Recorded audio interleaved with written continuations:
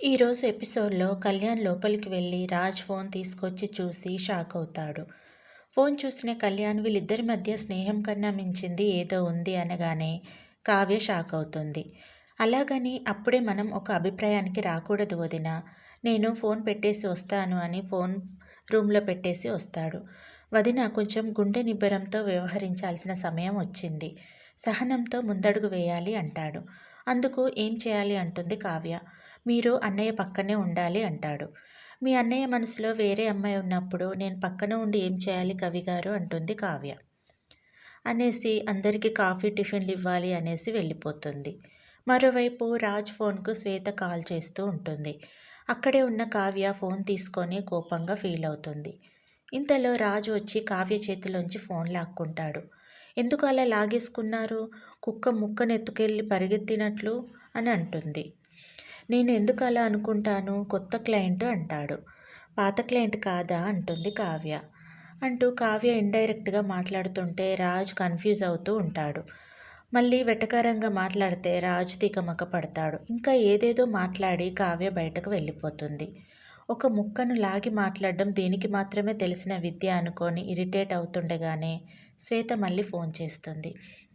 Lift చేసి ఇవాళ మొత్తం నేను నీతోనే ఉంటానని చెప్తాడు. మరోవైపు హాల్లో అందరూ కూర్చొని ఉండగా కళ్యాణ్ వచ్చి అపర్ణతో గీజర్ రిపేర్ చేయడానికి టెక్నీషియన్ని రమ్మన్నారు కదా, ఎన్ని గంటలకు రమ్మనాలి అని అడగగానే అపర్ణ అవసరం లేదని, అంతగా అవసరం అనుకుంటే రాజ్తో చేయించుకుంటాను అంటుంది. ఇక కళ్యాణ్ అన్నయ్యని ఎందుకు డిస్టర్బ్ చేయడం పెద్దమ్మ, నేనున్నానుగా అంటాడు.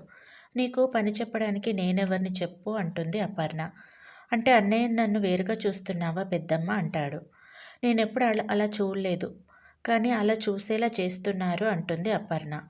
చూసేలా చేస్తున్నారా, చాలా విచిత్రంగా ఉంది వదిన. నిన్ను కాదని నీ మాటకు విలువ ఇవ్వని వారు ఇంట్లో ఎవరున్నారు అంటుంది రుద్రాణి.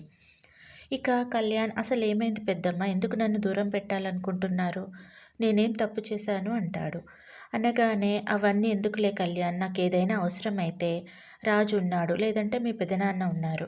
నీకు మళ్ళీ ఏదైనా పని చెప్తే నిన్ను ఇంట్లో పనివాణ్ణి చేశావని ఫీల్ అవుతారు అంటూ అపర్ణ అనగానే, అంత డొంక తిరుగుడు ఎందుకు అక్క, నిన్న నేను అన్నదానికి ఇలా మాట్లాడుతున్నావని చెప్పొచ్చు కదా అంటూ ధాన్యలక్ష్మి అడుగుతుంది.